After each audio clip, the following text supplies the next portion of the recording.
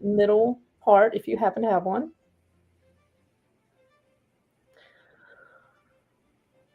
Woo! Okay, so that in itself is going to drop the temperature. That's what I mean. I mean the intensity of the sort of part. Okay, now we can reset your self-esteem immediately. I wasn't going to do this until next week, but I can do it again next week because it's super easy, right? All right, so well, we've done this self-esteem clearly in the past. I'm just going to adjust my camera so you can really see what I'm doing here.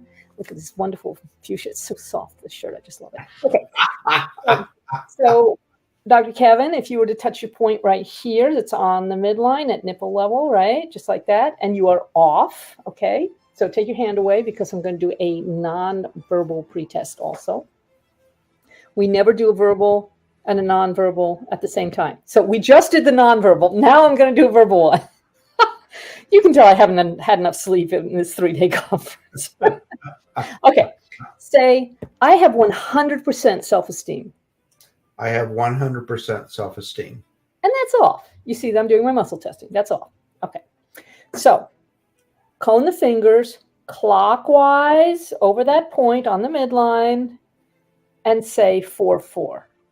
4-4. And now say, I have 100% self-esteem. I have 100% self-esteem. Yeah. Okay. So we reset that part. Ooh. Yeah. Now, say to me, this incident is still bugging me. This incident is still bugging me. Okay, now that's a true statement for you at the moment. So we're going to do some positive points. Now, I've shown you these before. It's kind of a little bit challenging here in the studio. So you're just going to have to pay attention and try them out. And again, I can send you a graphic if you wish it. Okay, hang on with the question. We'll get there in a sec.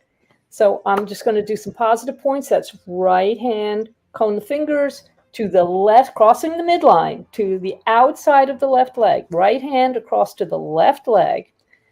From the knee downwards, 2, 3, 5, 3, 6, 5, 2, 3, 5, 3, 6, 5, 2, 3, 5, 3, 6, 5, 2, 3, 5, 3, 6, 5, 2, 3, 5, 3, 6, 5, 2, 3, 5, 3, 6, 5, 2, 3, 5, 3, 6, 5.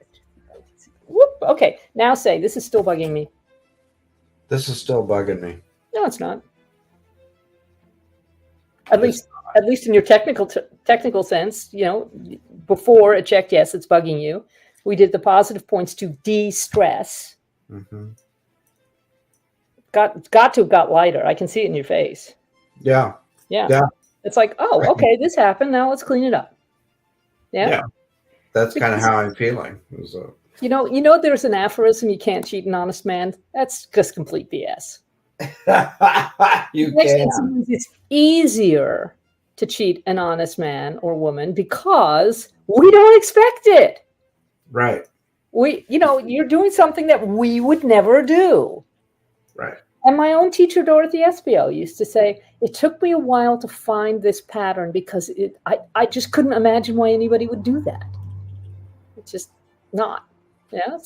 So what we get to do is we get to put you back in a place where you know who you are so completely and at such a high level that somebody using their slingshot to try and bring it down your hot air balloon can't even get to that altitude.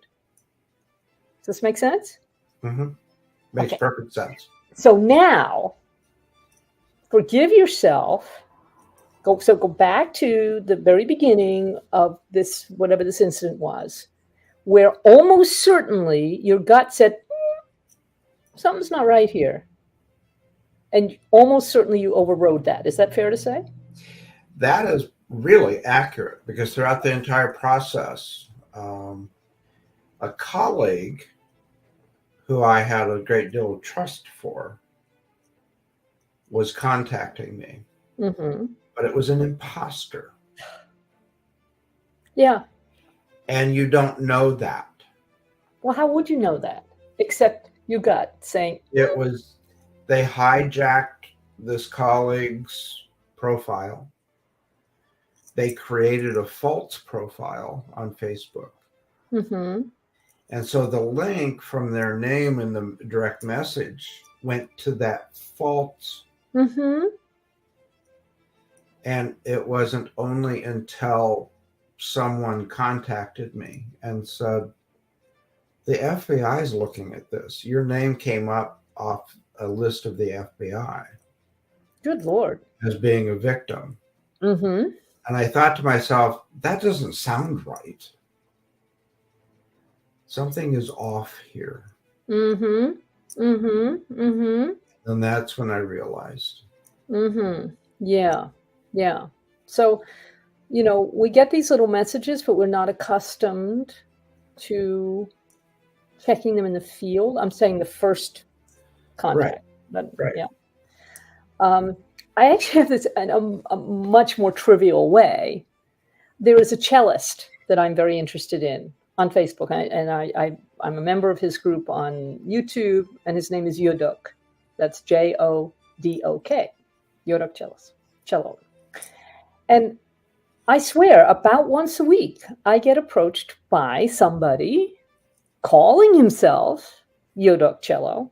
So I click through to the profile, and it's not the profile that has 94,000 followers. Mm-hmm. And if I reply at all, I say, please stop doing this. And they go, I don't know what you're talking about. And then I block them. Yeah. It's just like people don't have anything better to do Right. than mess with you. Now, in your case, they actually managed to extract some money from you, I think, right? They did a large amount. Yeah. And Okay. So we are going to go back energetically. We're going to go back to the very moment that you could have just said, this is not, something's not right here. I'm not doing this. I actually had somebody, so interesting. I actually had somebody attempt to scam me last week financially. And I did pay attention to that gut warning that said, yeah, this doesn't make sense to me.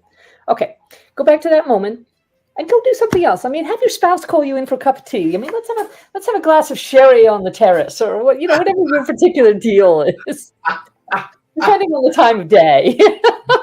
oh, Let's have the cat come and knock your coffee over. that's happened. You've got 6 cats. It's bound to happen sometime or other. it does. So. Let's have a pattern interrupt is what I'm saying. Yeah. And you can make it up after the incident. It's okay. Just go back, because your system doesn't know the difference. Go back, say, you know what, I'm not doing this. Delete the file in an internal sense, and say, you know what, I forgive myself for being gullible. I forgive myself for being credulous. I forgive myself for forgetting who I am for one tiny little moment there. Yeah. Forgive yourself first. Mm-hmm. Skip the beating yourself up part. Look at the person who tried to take advantage of you and say, you know what?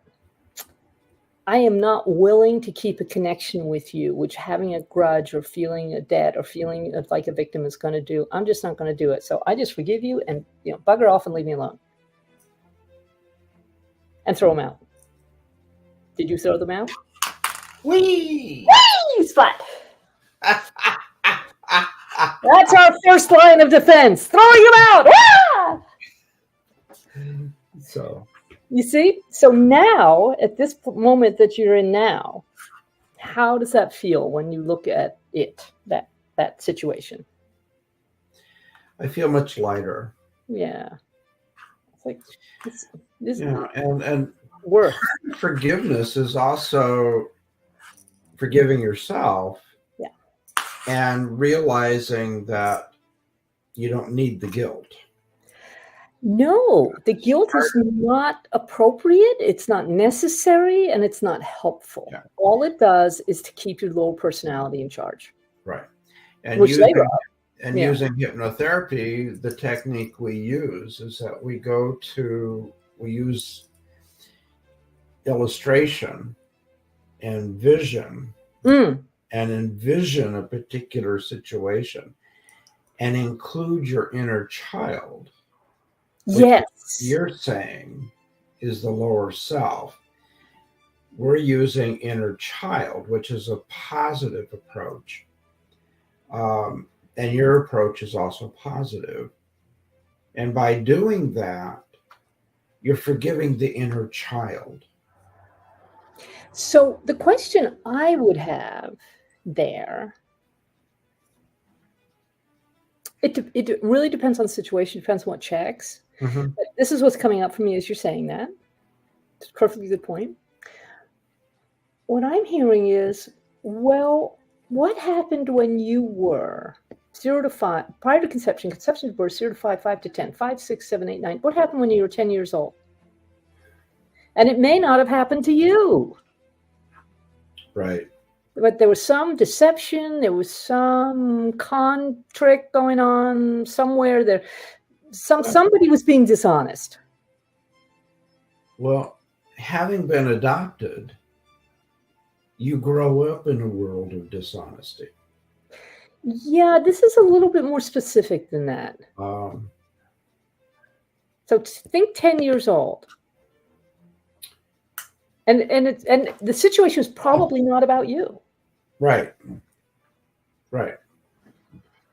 So I want you to just go back with your intention and just see it. It's like, was it something at home? Was it? No, it was something at school. So if something happened at school, were you blamed for something that you didn't actually do? Was somebody around you blamed for something they didn't do? Was somebody around you kind of accusing you? Were you accusing them? There was a bully. Yeah. There Yeah. was a bully. Yeah. Okay. And that laid down a pattern. Yeah. So how about you go back then and refuse to be a victim, forgive yourself, and forgive the other person. Mm-hmm. Because where it says somewhere in scripture, I think it's when Jesus was on the cross and he says, forgive them, Father, for they know not what they do. It's really true most of the time. Right. Unless it's a sociopath or a narcissist, they don't know what they're doing. They really don't. And I'm not saying that absolves people of responsibility. I'm saying it just makes it all a little bit more comprehensible, because it's usually a misunderstanding. Like the way my father treated me all through my childhood. I get it now. He did the best he could with what he did. I forgive him. A lot of it was about a misunderstanding. Yeah. Okay, so I'm not going to carry that weight. Now, I'm really hearing, behind this curtain, which you're not going to pay attention to as I get a book out from behind the curtain, I have, I may add, a perfectly good and large office down at the bottom of the garden. But all of the stuff I use every day is behind this curtain. What can I tell you? Okay, so here we have Geotran Travel Book Light. This has only the 150 checklists that I use most often. Oh. And here's the thing. I was listening in the field while you're talking, and I'm saying, okay, you guys, what's going to help here? What's going to help our listeners? What's going to help Dr. Kevin right now? And I just saw this page. So I thought, oh, great. Isn't it handy that it's right here and I don't have to run down the bottom of the garden to get it? Okay. Can you see where it says, sorry, no more? Okay. Sorrow is a combination of internal fears and regrets coupled with years of false remembrances. So, quick linguistic hint, people. Never, ever, ever say you're sorry. You can apologize. You say, I apologize. I apologize. Please excuse me when you do something stupid, awkward, or malicious. But never, ever. Those I am statements are important. You never say, I am sorry. Well, and there's a lot of truth in that in the world of hypnotherapy. Yeah. When you're saying, I am sorry, you're telling your subconscious that you're inferior. Exactly. And we are not allowing that. And which promotes guilt, and it works with reducing self-esteem and self-confidence. Exactly. I just can't argue with you about that. Good job. Yeah. Okay. So this is a 3 Typically, We agree. when I've shown you geotrain codes in the past, like that one for self-esteem, that's just a single code. It's all about points, numbers, geometries, right? This is a 3-parter. Wow. Dr. Kevin, I will send this to you afterwards.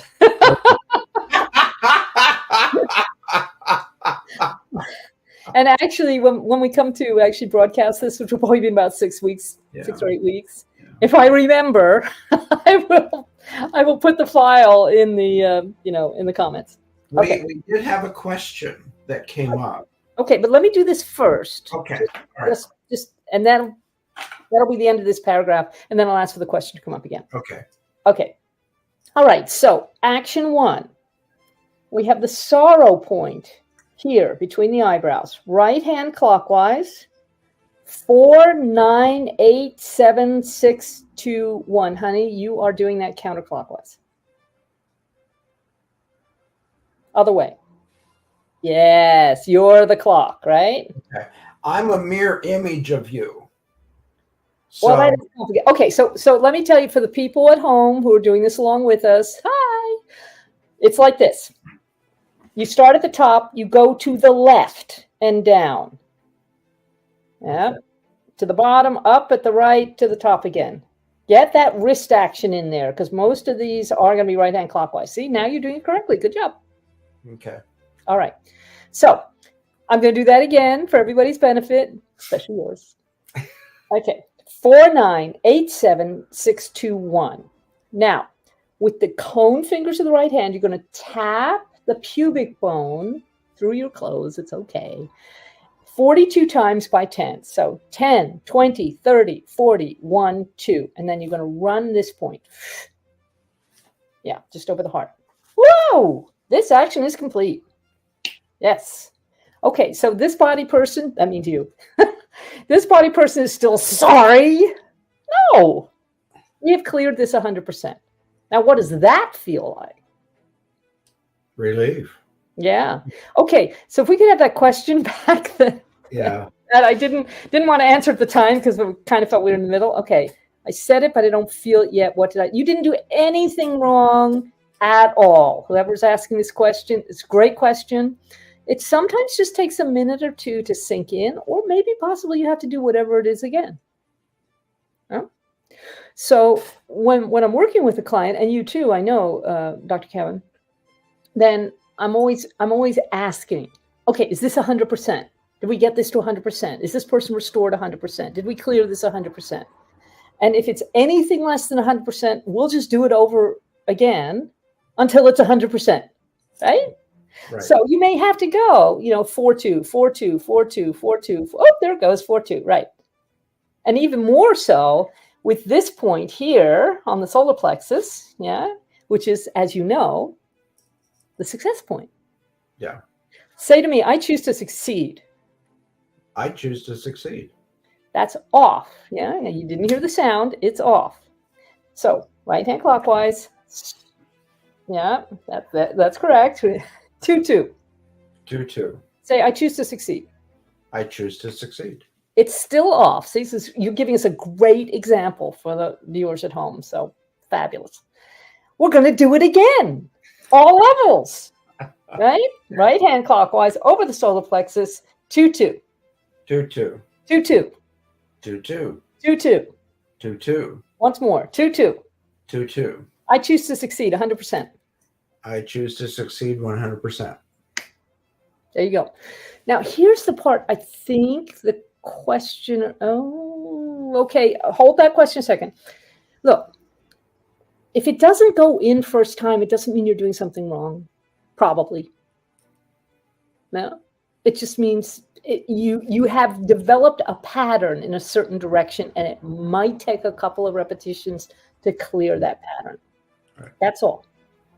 Now, the question was, if it's not checking, does that mean I don't believe in myself? Okay, well, firstly, let's wind back the question, because we really like questions that have positive focus, right?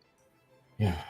Now, what we're doing here is we are on a technical level resetting your circuits and points, okay?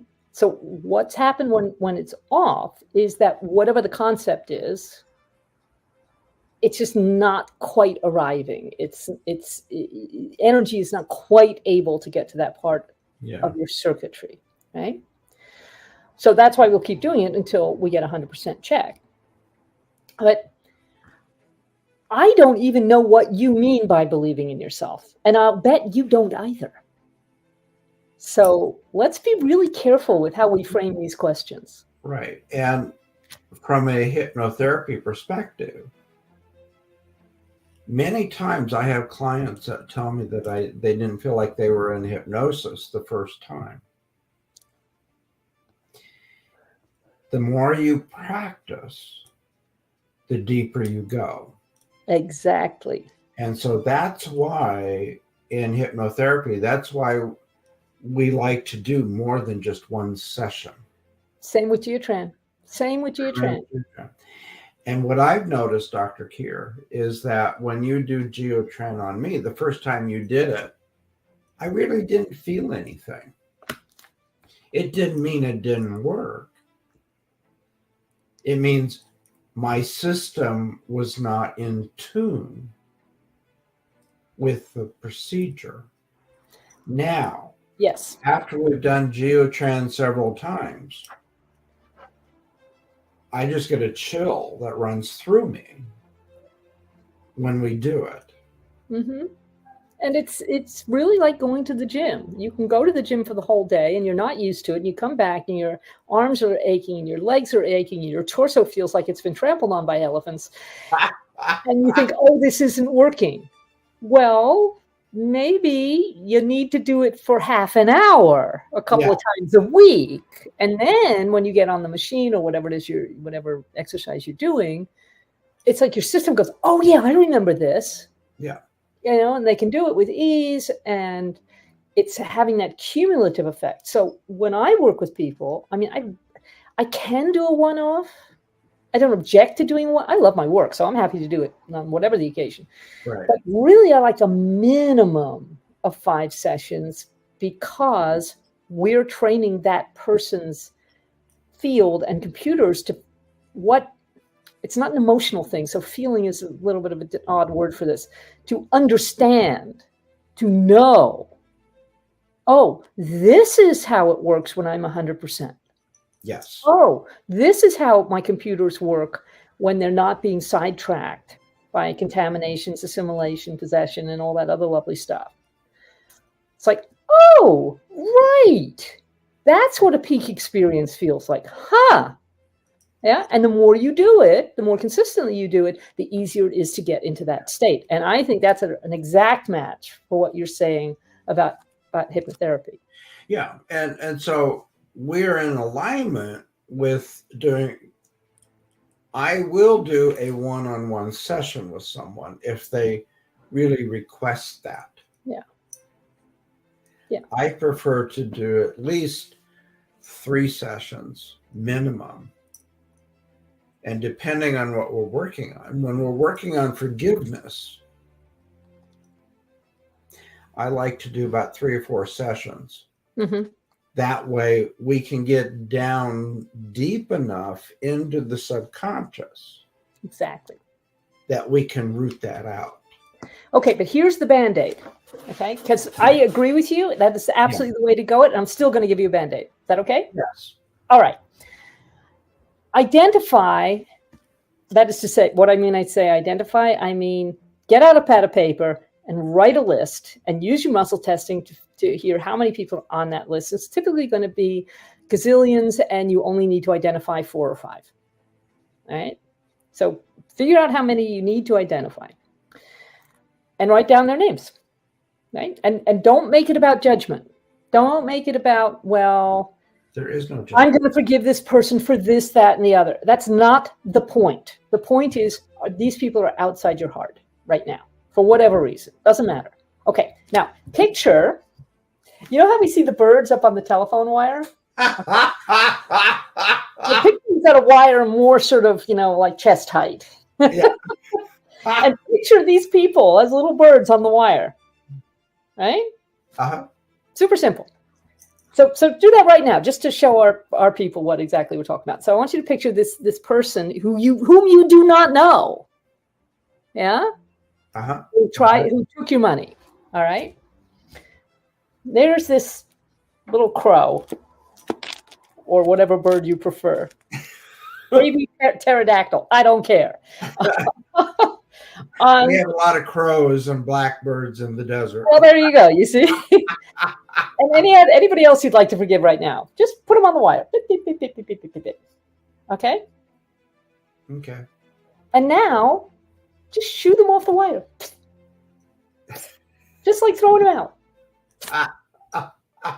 Woo! Okay, they're not taking up space on my wire anymore. You see if you can get to that place of neutrality. It's super easy. Yeah. Yeah? And then you know it's not about you. It's like somebody who's got more, what's the word I'm looking for? I mean, obviously they were clever. I mean, they couldn't use their cleverness for some better purpose. I mean, that's what I felt about this gal last week. Okay, here was the situation. She approached me. She sent a friend request. And every day, as I was saying to you today, my mentors told me, okay, attract 30 people into your world who you think might be good clients, who you have overlap with, or they have a problem and you think maybe you can help them with it. And in my case, I start with the people who've sent me friend requests. Okay, I mean, that makes sense because they've obviously noticed me somewhere. I've posted something or in my Facebook group, which, by the way, is called Geotrend Global. And so they send me this friend request, okay? And I go and have a look at their profile, and if they're VA people or crypto people, I don't bother because that's just not what I'm interested in, right? Well, in this case, this was an artist, and I thought, oh, this is really interesting, huh? I'm an architect by training, and design's very interesting to me. And then she said, I would like your permission. I have a commission that's going to pay me $3,500. I'd like your permission to use your profile picture as the inspiration for this piece that I've been commissioned. I thought, sounds a little odd, but okay. Cheerful about it. I've been an artist model before. And she says, and I'm happy to pay you for this. And she's already paid me the $3,500. I'm happy to send you $1,000 of that. Do you have Cash App or Venmo? And I said, yeah, I have both. Okay. She says, well, send me your Venmo identifier. Yeah. So the next thing is, I was just, and I need to have your email address because I'm sending this from my business account. I thought, I have never actually been asked for that with Venmo. Okay. So I send her my usual address, which she could have gotten off my profile. Yeah. So I get this message purporting to be from Venmo, basically saying, okay, you come up against a limit because you are not a business and the person sending you the money is a business. What the hell difference does that make? I asked myself. And she has to pay another $500 for reasons that completely failed to register with me. And I said, I got this email from Venmo. That just doesn't make sense to me. Well, I'll send you the $500, but can I trust you to send that back to me? And I went, okay. The $1,500 is going to be not real. The $500 is going to be real. I'm going to be out $500 here, not doing it. And then I went and looked at the return address of the Venmo email. And it was not to support@venmo.com. It was Venmo support spelled with one P, not two, @AOL.com. And I thought, And I went over to Venmo and got their address for when there's a phishing attempt. And I reported it. Wow. And this person's not important enough for me to hold a grudge. And I handled it beautifully. I know who I am. And I just felt sorry for her that she finds this some adequate way to extract money from people. I was like, what I saw was there's something wrong with her, not something wrong with me. Right. This, I guess, is what I'm trying to say. Well, and I was trying to be, I don't know what the word was. It triggered something in me that was related to money. Yeah, sure. So, if you invest a certain amount and you get 100 times fold back, that's of interest. Well, yeah. I mean, this woman basically was saying out of the blue, here, I want to give you $1,000 for no effort on your part. Yeah. That's just an extension of that, really. Yeah. And so it triggered. But moving on. But here's the thing. I mean, so here's where we really, really get to do the next level of forgiveness. Okay, now this is going to sound totally counterintuitive, probably, except for you and me. One thing I did say, I didn't say this to her. I said it in the field. Mm-hmm. Thank you for that. Firstly, it reassured me that my discernment is still good and strong and that I can hear when something's off, And secondly, thank you for pointing out maybe that little grain of cupidity that I have, that says, well, yeah, of course I'd like an extra $1,000. I'm about to go to France for 8 weeks. It would be that'd be a really handy $1,000 to have in my account. You betcha. All right. So it's like, oh, did I forget that God is my provider? I don't have to be accepting or be a target for any of this stuff. In fact, I'm not available for it. So it helped me clean up yet another little pattern that I wasn't even aware of. Yeah. And maybe the same for you. Yeah. We got to go back to that, whatever had happened when you were 10. And I'll bet you, for you and for everybody listening, there are all kinds of patterns from our childhood, especially below the age of 10, because you were operating totally in the subconscious, and where we've overheard arguments, or we've noticed parents getting anxious, or they've straight up said things that are completely unhelpful, like money doesn't grow on trees, right. Or you have to work hard, or people who are successful, people who are wealthy, it's because they work hard. That is such BS. I mean, really. No, Elon Musk does not work 18,000 times harder than his manufacturing workers. I'm sorry. He's very clever in his manipulation of money, and that's fine. I don't care. It doesn't affect me. But it does. It's interesting, the beliefs that we pick up. Mm-hmm. Yeah. So sometimes we just need to reset to, wait a minute, God is my provider. Right. My favorite affirmation from Edwin Gaines is, large, rich, lavish, opulent financial surprises come to me now, and I am grateful. I don't have to specify where they're coming from. I mean, seriously, last week, every day last week, I got a little drop from somewhere. I got a client here. I got a refund from something. I got, it adds up. Mm-hmm. Because source is infinite. The question is, are you in alignment? And one of the things that's going to take you out of alignment faster than anything else is unforgiveness. You can't afford it. You cannot afford that unforgiveness. You really can't. Well, and the other thing that comes up with that is trust. Oh, yeah. Trust in other people, but also trust in yourself. Mm-hmm. And so in hypnotherapy, again, we use visualization and imagery. And to go back, we don't go back in time. But we go into the subconscious. Mm-hmm. And we ask the subconscious to release that. Mm-hmm.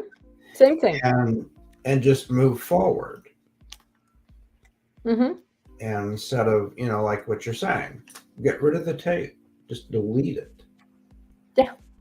And so probably replace it with something a little bit more helpful. And replace it with something that's more kind and more abundant.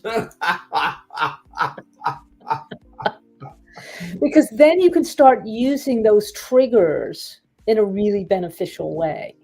Yes. Yeah. It's like, that's come up again. Seen that before. Wonder when that started out. I wonder how that started affecting me. Okay, I'm going to go back and deal with it there, or within, on whatever level that you're working on. Right. And you can even use it as when this goes off, I'm going to tie it into this beneficial pattern. Yeah. So trigger here, then my hands aren't invisible. Trigger here. The result automatically comes up here. Yes. Yeah. You eat the chocolate, it tastes like soap. And that be bad. And that still works. It really does, damn it. I have not made a single batch of chocolate truffles since we did that work. What was it, like 3 months ago? Oh, yeah. It's been a while. I did actually make a flourless chocolate cake, and I made it twice. Actually, I made it 3 times over the course of the last month because we had people to dinner. Okay, what we found increasingly was that even if I made the half-size cake, so a little like 6-inch across cake, which is only about that deep, with ganache on top, of course. Really, really good. I can send you the recipe. It's really good, and very easy. Anyway, my point is, so I made the half-size one second time around, and there were 4 of us at dinner. And I said to Michael, look, we can have a quarter each. And he said, oh, no, no. We had a 1/6 each. And we still didn't get around to eating the other pieces for like 3 days because we were so full it was the apotheosis of chocolate cakes, I have to tell you. Right. So the next time around, we had it in 1/8. And even that was too much. And you're talking to a confirmed chocoholic here. Oh, I don't know what to do with myself. Hi, my name's Kevin, and I'm a chocoholic. I made brownies. Yeah? And how many did you eat? 3. And all 3 made me sick. Now when I'm eating chocolate, even the dark chocolate that I really like, the 85%, it just sits there on my stomach. Yeah. I was like, Now, what we need to do then is what you did with your green vegetables guy. Yes. Yeah, so we need to have that. What I feel like is I have the temptation to eat chocolate, and that's going to trigger a need for broccoli. I would say Brussels sprouts, except we're not attempting the impossible here. I've never been able to eat Brussels sprouts, and I don't care to start. I bet. Well, if you don't care to start, then no matter how much hypnosis we go through, it just won't work. I'm just going from one extreme to the other here. That's all. Yeah. It just won't work. No. The carrots, I can manage carrots. Zucchini, I'm good with. Well, I've been eating a lot of lettuce. Anyway. Let's get back to our forgiveness, even though this is great fun and I'm sure very entertaining for everyone. Okay, so I go to self-esteem. I go to, when there's a forgiveness issue, I go to it's not about you, because that's what people really need to understand. There are always going to be people cleverer than we are. It's our job not to be gullible. So that's the place where you get to forgive yourself. Yes. Is that there's some part of you that could have known that this was not on the up and up, and you kind of overrode it. Yeah. And that's how clever, it's a cautionary tale. It so is. To your viewers, they are so clever that they figure out what your weakness is. He's right, And they focus on that weakness. And they keep repeating it and repeating it and repeating it,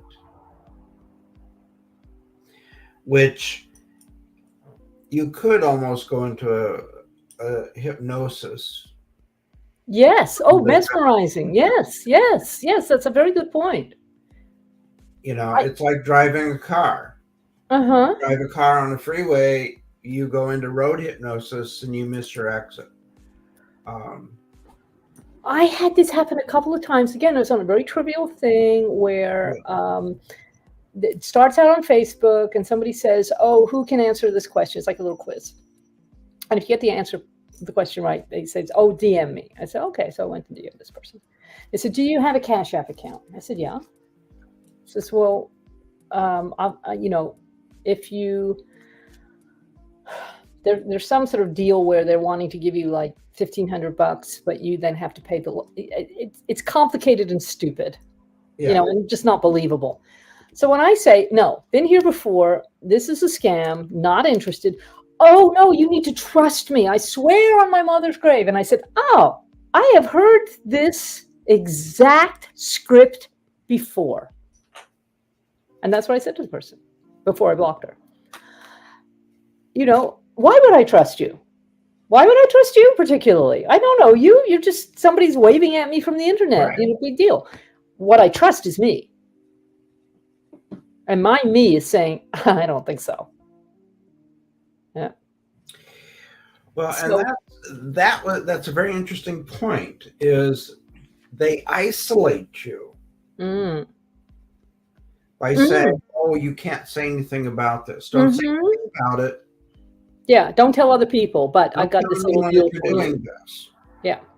And that's a red flag. Yes, it is. It was a red flag for me. But then this person who was posing as my colleague, who I trust and who I have experience with, knowing that they too are a colleague in the same profession. Right. They're held in high esteem. Mm-hmm. So I use that person as, they kept saying, it's okay. Well, exactly.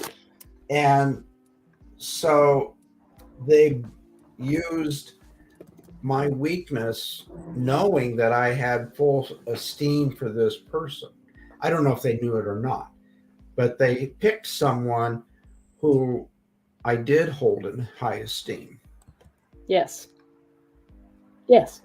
Yeah. And, that's so true. There are professional scammers and they know how to push your buttons. And I think also there's the aspect of the sort of circles you and I run in. Yes, they know how to push your buttons. You're absolutely right. Totally agree. And this is actually how narcissists work. This is why narcissists are so successful in religious congregations and in spiritual groups, because there is a normative value that you are going to trust other people. And in political situations. Oh, in political situations too. So they're counting on that. They're absolutely counting on that. So that's why it's so important to know who you are. Yeah. Exactly. So do you trust you 100%?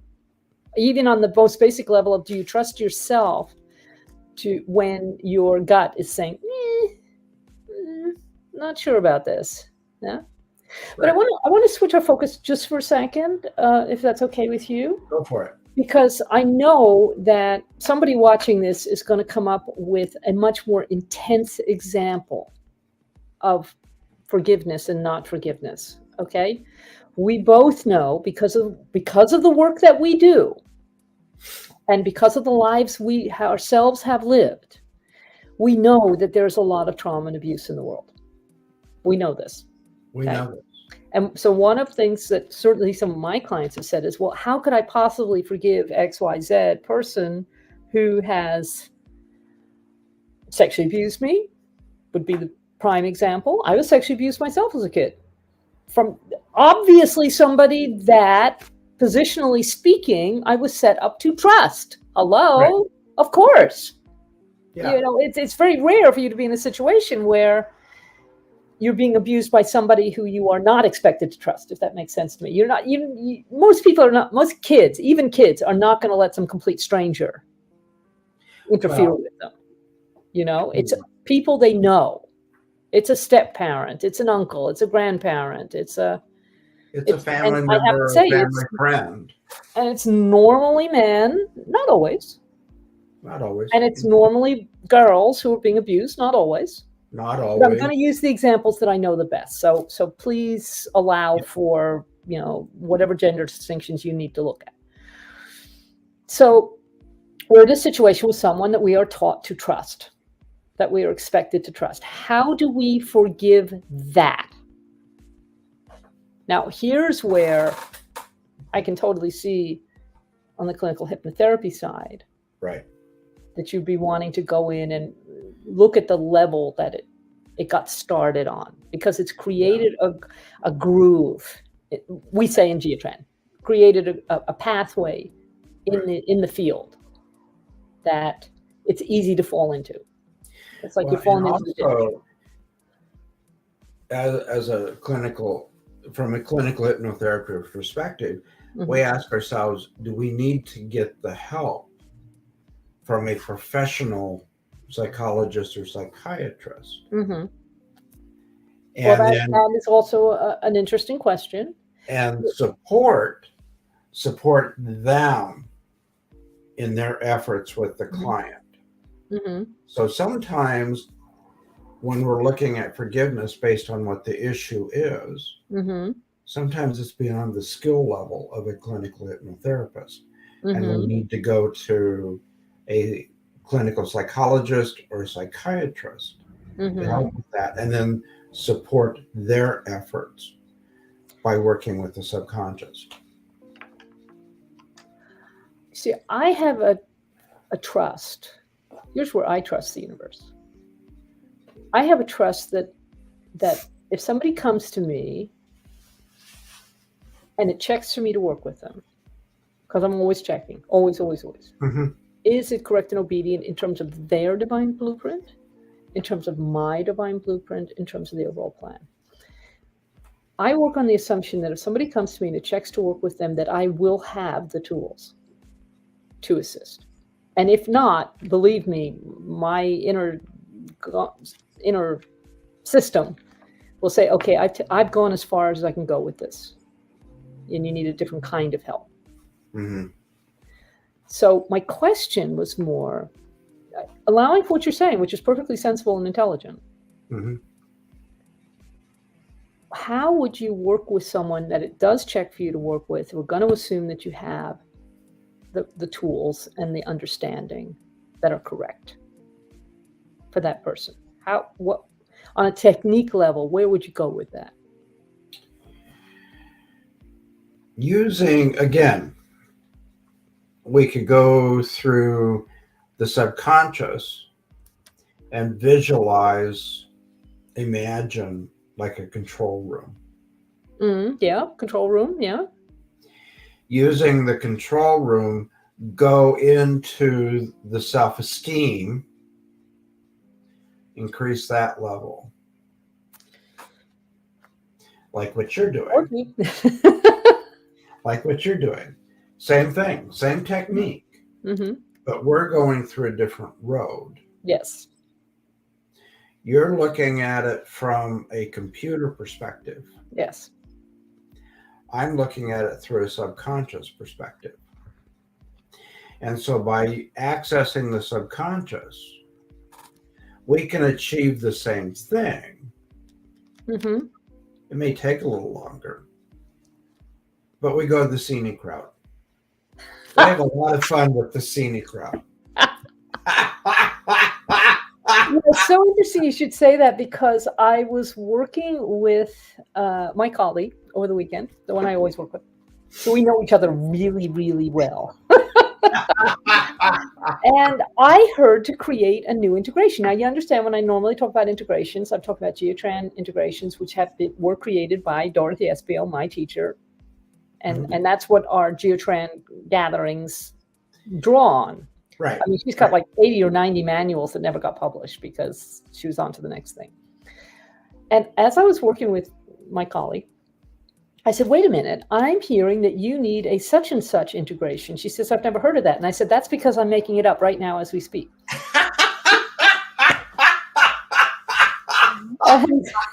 Because I have confidence in me. So the first thing I asked was, you always have to set the goal. And there are a couple of different ways to set the goal. Mm-hmm. So in Gems of Excellence, there are basically 4 ways to set the goal, which is orient goal, touch goal, action goal, and verbal goal. And the verbal goal is the one we use the most. And I got already in the goal was one way to set the goal. And then the other one was a magical goal setting. And I thought, what? But I trust what I hear. Yeah. So I said to my colleague, so what do you think a magical goal setting looks like? I said, because the picture I'm getting is when I work with Dr. Kevin, he normally starts me off by going down this path in the forest, and it's whatever kind of plants I like, or path in the garden, or, outside is the point. And I said to her, do we get to a gate or do we get to a door? She says, a gate. I said, okay, so what are we going to do at this gate? So we'll knock on the gate. Okay. I said, and who's showing up? You understand? So we're working on this together. Right. She says, an angel. And I said, well, which angel is it? Because I work with Haniel, but she works, I don't know who she works with. I've never asked. It seems very personal. And she said this was Gabriel. And I said, okay, great. Gabriel, fine. Okay, so what is Gabriel saying, or what are we saying to Gabriel? And Gabriel was saying, I mean, we're both getting this. Gabriel was saying, what is your petition? Now, if you're a Geotran person, petition means it's written down. It's one of the 4 forms of prayer, right? So I said, okay, I'm going to write down what my desire is. And I'm going to hand it to Gabriel. That was setting the goal. Uh-huh. Yeah, I put my hand on what I'd written down. It's just a sentence. Put my hand on it. It checked off. That tells us that's the goal. It's not something that our system knows how to handle. And then we can do the post-test afterwards. So we did this whole lovely little integration because then I heard what the steps were. And then I had my post-test. I put it on my hand back on that exact same piece of paper, piece of writing, that petition. And then it checked. But I thought it was actually very charming for me that what I was seeing so clearly was, okay, we need to go down the garden path. I learned that from Dr. Kevin. Well, again, this is where in hypnotherapy, this is where we have to get to know the client. Yes. To see what works for them. For you, walking down the path to a garden works. Yeah. And you're able to visualize that. Yeah. Yeah. And some people, it doesn't work at all. Well, there are many paths to the top of the mountain. There is. There is. And 1 or 2 sliding back down it too. And throwing them out. And getting thrown out. Do you realize I have got 4 invitations to go to Switzerland while I'm in France this next 8 weeks? 4. I am so jealous. It's like I said, my intention, there's somebody I actually want to meet in Lucerne, and I'm being invited to Austria, just over the Swiss border, which is going to pass by Lucerne, like 40 minutes away. And then one of my colleagues this weekend is saying, oh, I'm visiting my family in the Haute-Savoie, right up against the Swiss border. It's like an hour's drive from Geneva. Oh my God. Let's get together. Yeah. And then a friend who's coming to visit me in September from Seattle says, oh, by the way, I've got a friend in Zurich. We should, go over for a day or 2. So I was like, okay, I'm getting it. I'm getting the picture here. Several ways to do this, right? Switzerland is in your future. Clearly. My sister studied law in Geneva. Really? Oh, how fascinating. Yeah, she studied law. Yeah. I had been to Switzerland, but I was 15 at the time, and I've slept since then. So, Oh, yeah. I've only been to England and I've only been to Paris. We have to And get you out into the provinces. They're much more interesting than Paris, in oh, my opinion, of course. and then we went to the Palace of Versailles. Well, it's the law. I mean, you have to. You have to go there. You have to. You have to. Yeah. I actually only saw I didn't live in London, but I lived in England for 20 years. I only saw the sites, the tourist sites in London when my grandmother came over, because Wow. why would I go there? I could go there anytime. Anyway, neither here nor there. So what I'm hearing you say is that in common with other issues that you deal with the clinical hypnotherapy, it's more like a journey than a reset. It is a journey. Depending on the depth and the actual cause of the unforgiveness state. But it seems to me the principle is still the same, which is that we do not want to be carrying this unforgiveness around with us. Right. We want to lighten our field. We want to feel at peace with ourselves and with the other person. Right. And this is why actually forgiving God can be very important, whatever your religious persuasion, because one of the ways that the lower personality kind of likes to dig in is saying, well, where was God when I needed God? Why was I not protected from this person or that other situation or whatever? And in my world, we say that the soul of the child chooses the family for whatever role they are learning about or playing in this particular lifetime. So one of the things that I did that I found was a great release for me is I went back to before conception, and just in my imagination, and I repented and forgave myself for loving myself so poorly that I chose that family. And then I forgave them for just playing their part. Right. I mean, if you're playing Hamlet, somebody's got to play the wicked king. Yeah. Yeah. Yeah. So, okay, they were doing their job. I was doing my job. Can we move on now? Yeah. I think I'm going to choose a different play. Yeah. And that's the same in hypnotherapy techniques. It's choosing a different path. Yes. Or it is strengthening your ego strength, or it's strengthening that lighter side of ego. Yeah. Your lighter side of the ego. It's strengthening your belief in yourself. Yeah. And strengthening your flag alerts to where they are so strong. Yes.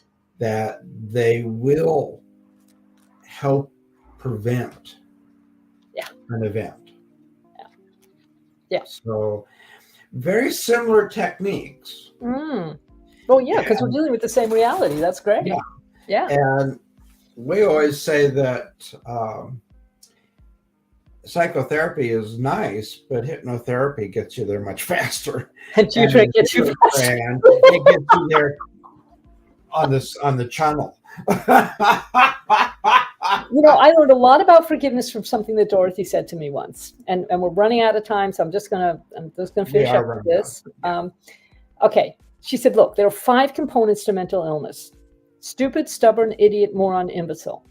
Okay, and they're technical. And in the Jutran world, we know what each of those means technically. He says, look, if somebody cuts you off on the motorway, instead of getting annoyed at them and grumbling and going into unforgiveness of them or yourself or the traffic gods, just ask, is this person being stupid, stubborn, idiot, moron, or imbecile?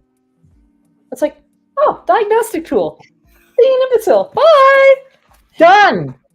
You never took it on. They're just being an imbecile. Yeah. They're being, yeah. Yeah. Yeah. There goes that cumulus cloud. Okay. Whatever. And it's amazing how quickly an hour has passed. Is it not? Indeed. Yes, it is. And we had fun getting there. As always, thank you so much, Dr. Kevin. Thank you to our delightful producer, Angie B., who we had a little Thank you, chat with Angie. earlier. And thank you all for showing up, listening. I do put the replays in my Light Me Up coaching group on Facebook and on my YouTube channel, which I've just reorganized. And my YouTube channel is called Geotran.global. Yay! Yay! You can get hold of me, you can get hold of Dr. Kevin, and let us help you sort things out. Yeah.